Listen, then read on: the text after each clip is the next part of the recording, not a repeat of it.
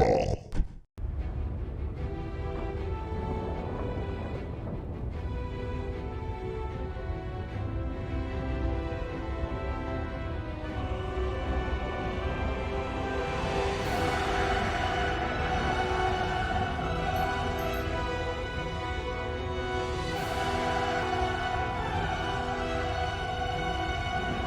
Hey guys, it's Bebop with another build guide. We're going to be talking about the blue build, Combat Readiness Gunlancer.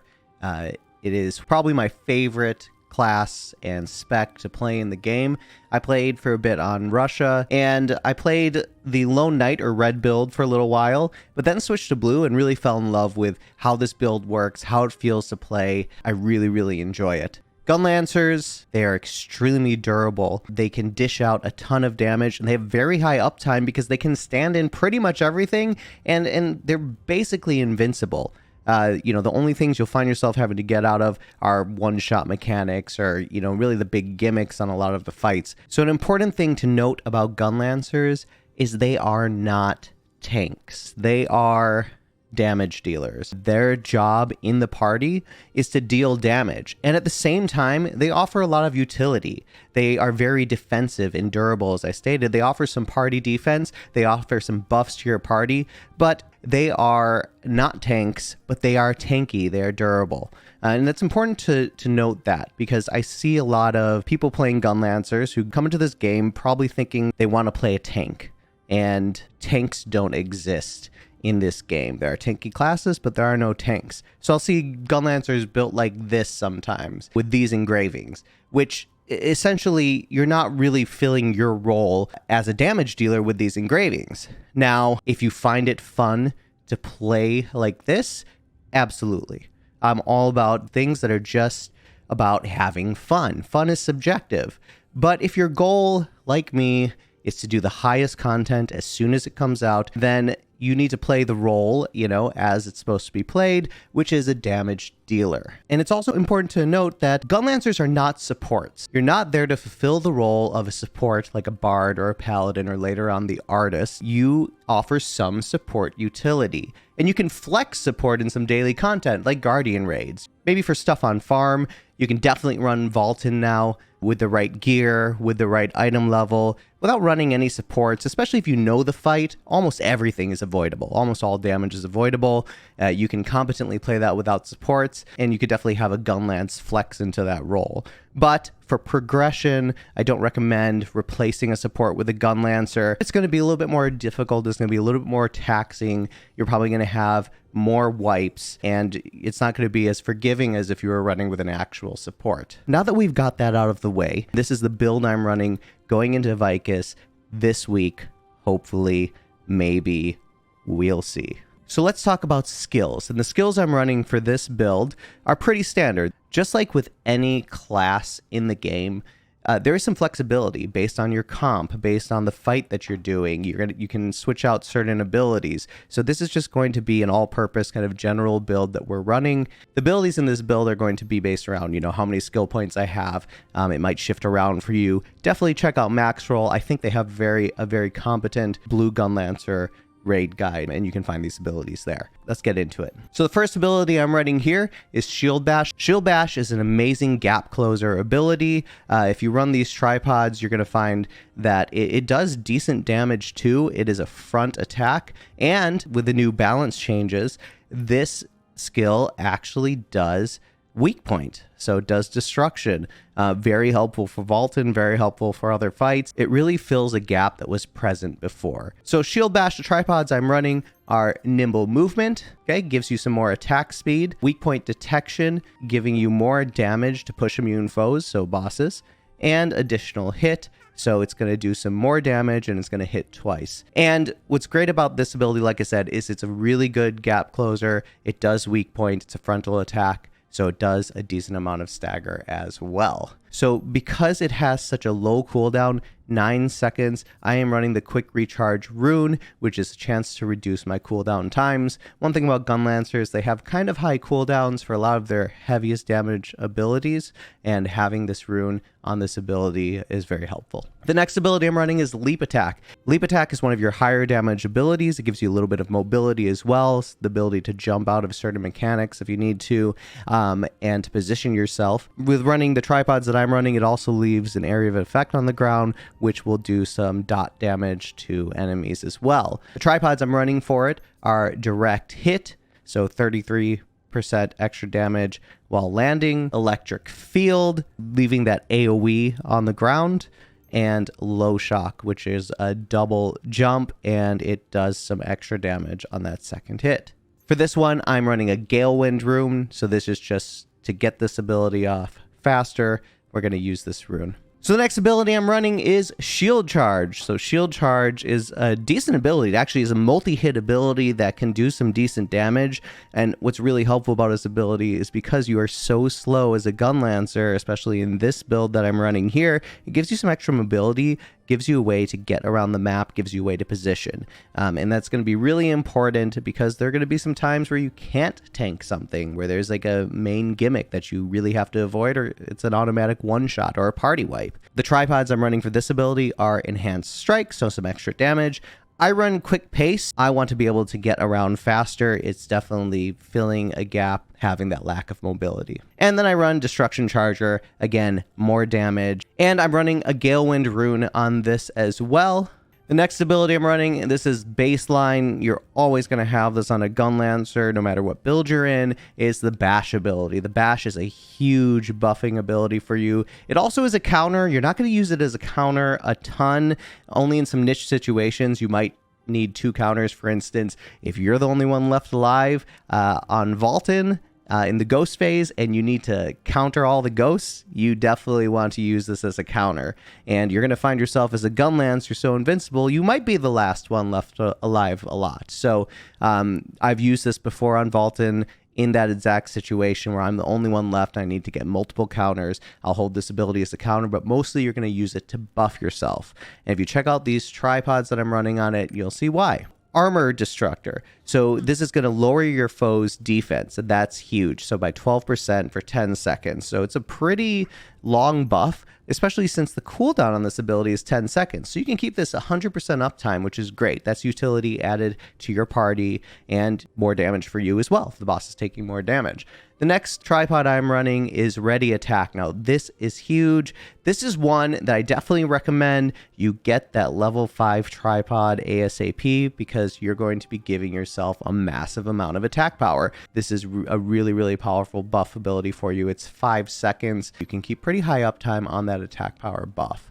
The next thing I'm running is just Bell Strike. It's going to give it a little more AoE radius. You kind of have to be right up on the boss's nuts to hit it. So Bell Strike helps get some extra range on it, which is going to make sure you land it. Okay, and for this one, I'm running the Bleed rune. The Bleed is really nice since Bash has such a low cooldown. You can keep that 6-second Bleed running with high uptime, which is just more damage for you. And then Bleed is also getting buffed by that attack power buff. This is a great one to run the Bleed rune on. So the next ability, again, this is a core Gunlance ability in any build, Shout of Hatred. So this is your taunt. It can be helpful in daily content as an interrupt. It does work on some Legion raid fights as well. So Gate 1 of Vaultin, the Wolves, you can actually taunt them. They are tauntable. You can cancel out some of their abilities. So it offers great utility, even in some niche situations and Legion raids. The main function in your rotation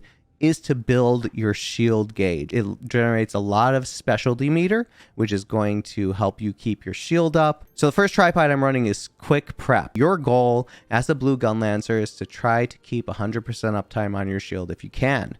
And Quick Prep is going to lower the cooldown by 6 seconds, which is a lot.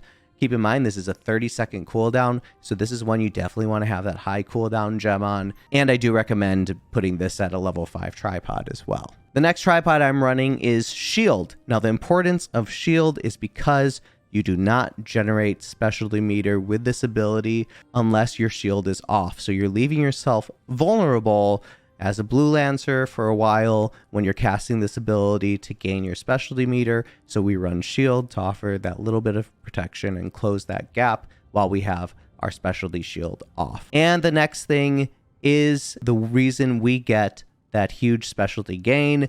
This tripod gives plus 20% to your shield meter, and it also puts a debuff on the enemy, so they take 3% extra damage for 12 seconds, and you're giving your party some more damage to front and back attacks. Now, we run the focus rune on it. Now, here's something that's interesting about this ability is it actually doesn't benefit from the wealth rune. Wealth is the rune that gives you extra specialty gain. It would be amazing if it worked on this ability, but it doesn't. So we're running the focus rune on it. Okay, so Shout of Hatred, really important ability in the rotation. The next ability is optional, but it's something that's nice to have. Nilasia's Energy. This is the shield you give to your party members, and you offer some defensive utility to your party. However, it's a very long cooldown, and you're not going to have that uptime that an actual support has. Regardless, running this ability can offer your party some extra defense and can really help out.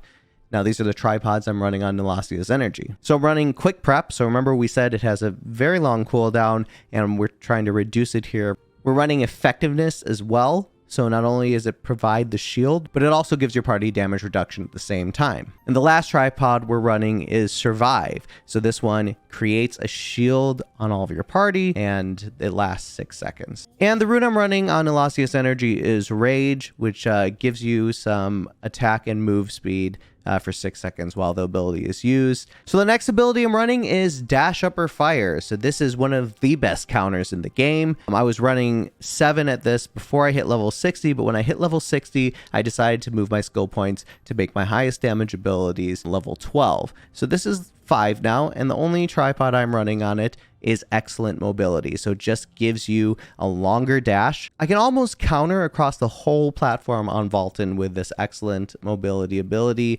and just the natural amount of ground you cover with Dash Upper Fire in general. So this is a really great skill, a really great counter, one of the best in the game. On this one, I'm running the Overwhelm rune. This ability also does mid-high stagger, so Overwhelm will just give it a little bit of a boost on the stagger that it does. The Gunlancer's kit in general has a lot of stagger, and this is just another ability that will offer stagger with the Overwhelm rune. The next ability that we're running will remind you a lot of the God of Thunder, Thor. This is Guardian's Thunderbolt. This is the highest damaging ability in this Blue Gunlance build, and it is a really satisfying one to use. Especially when you set it up properly with your damage buffs and the debuffs on the boss. So for Guardian's Thunderbolt, we're running the Damage Luck tripod.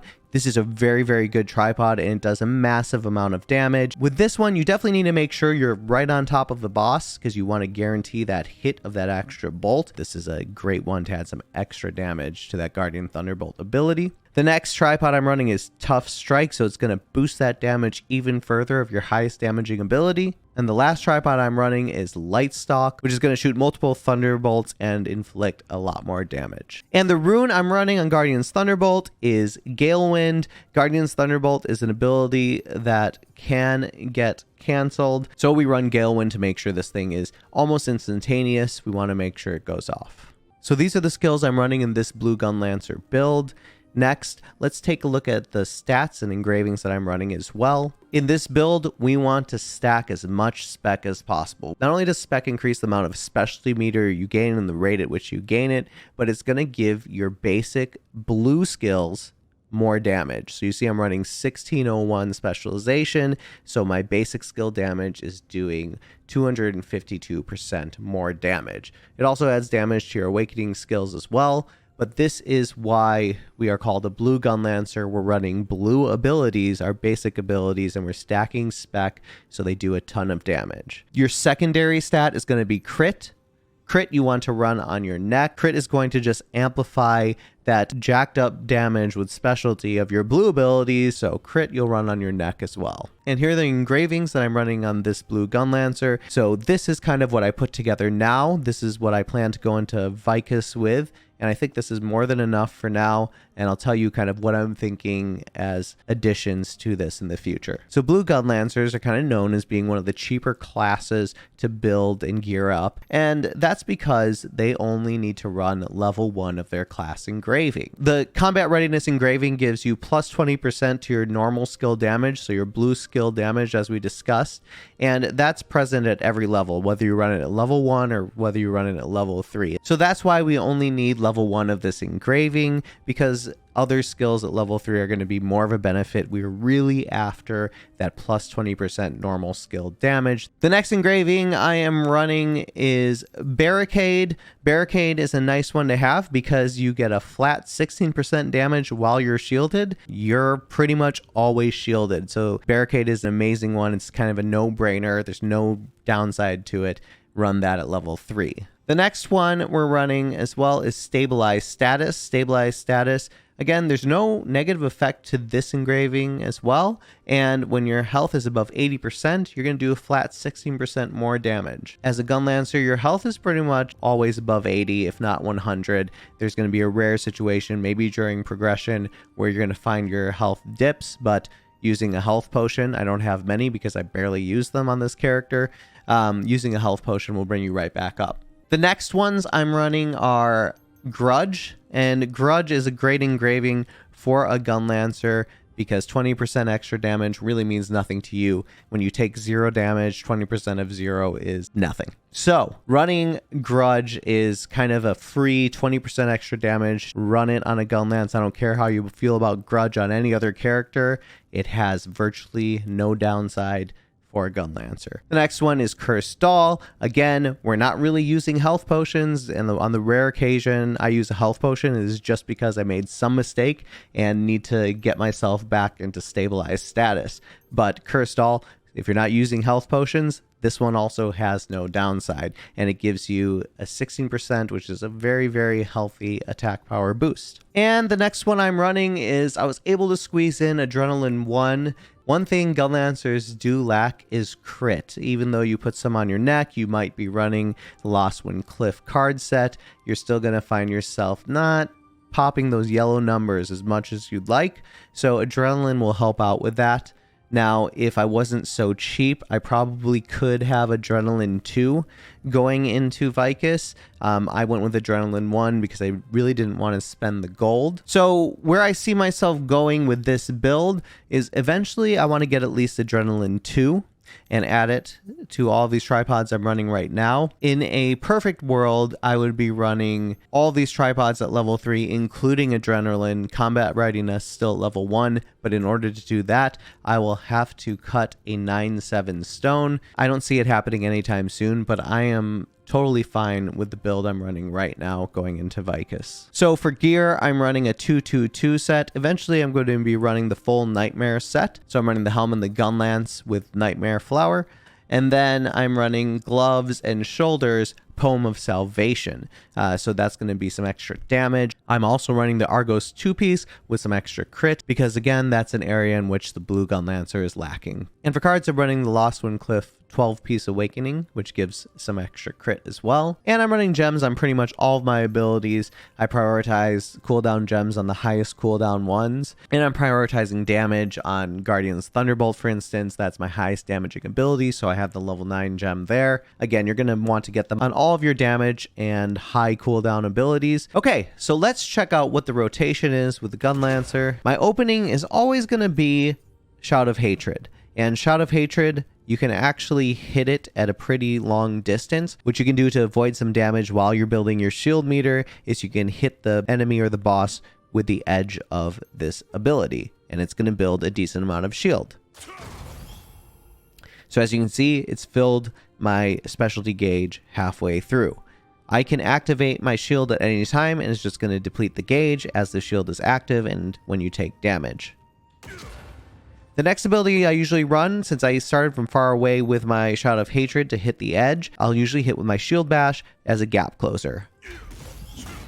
Then I'm going to hit Bash, and remember, we want to keep high uptime, 100% uptime on this ability. After I hit Bash, I'm going to hit my Guardian's Thunderbolt, which is my highest damage ability, going into my leap attack. When Bash is back up, I'm going to hit it again.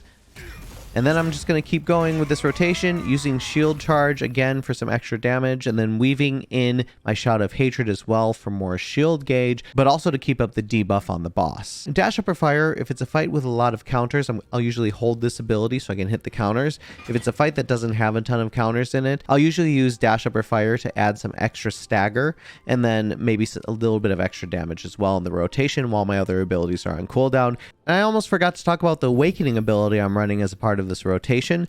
So you have two to choose from with the Gunlancer, which is Guardian's Protection. That drops a massive circle on the ground with shields around it. It adds some damage reduction and also gives you 100% shield meter and gives push immunity to your party. So this is actually a great one to run on Vaulton, especially if your party is struggling on the small platform and they're getting knocked off. You can actually use your Awakening ability to stop them from getting knocked off, maybe at a particularly dangerous stage of the fight or something like that. This one is also known to negate the freeze on Yoho when you have the tornadoes going. Lance of Judgment is pure damage. It's going to do quite a bit more damage than Guardian's Protection, and it's going to increase the crit rate of everybody standing on it by 10%. So this Awakening is all about damage.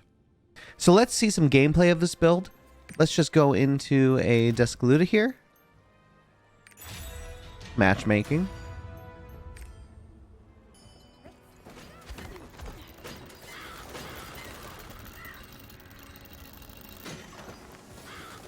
And we've got to find him. We're using our shield charge for mobility.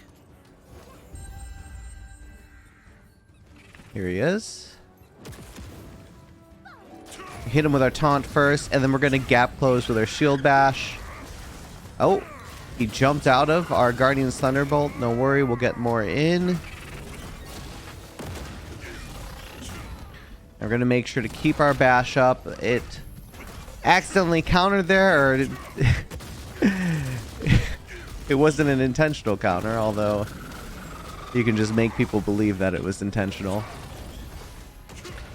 We're going to keep refreshing our taunt, which is building specialty meter, but it's also keeping a debuff on the boss. And we're going to try and keep 100% uptime on bash as well, because that is giving you attack power, but it's also debuffing the boss as well. And we want to make sure we're close when we hit the Guardian's Thunderbolt, because that is going to do the extra damage luck, that extra hit. And we are holding our Dash Upper Fires for the counters. Those are our intentional counters. This fight obviously requires a lot of counters, so we hold it for that. Again, we're right on top of this boss, so we're hitting it with that extra tick of Guardian's Thunderbolt with the damage luck tripod. We're going to keep recycling our taunt. We're going to try and super armor out of this. Yep. So we're not putting anyone in danger. We missed our Guardian's Thunderbolt again. This is not a good run. Alright, we're going to hit him with our Awakening. Big damage. We made sure all our buffs were up. Adrenaline, our relic set buffs. And then we hit him with our hardest hitting ability. Only then.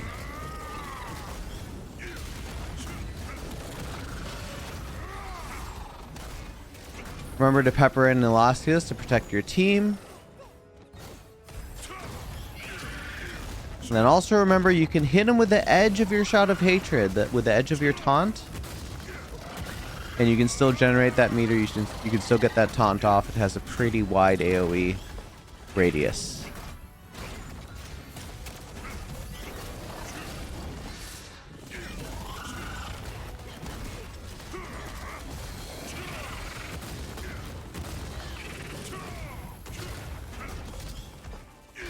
And then if you can, you want to hit him with your shield bash as a frontal attack. It's a frontal attack, so it's going to do more stagger from the front.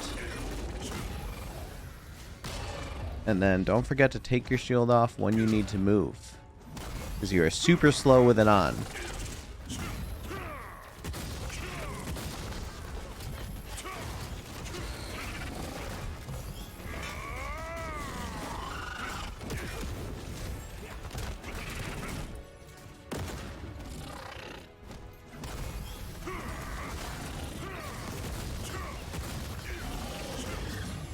He's being kind of annoying today, dodging a lot of attacks.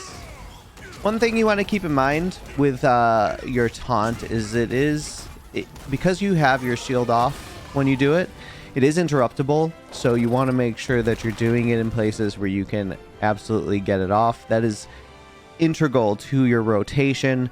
That taunt, you live and die by that taunt, so make sure you are hitting it every time. Hit it with the edge if you need to make sure you're out of danger.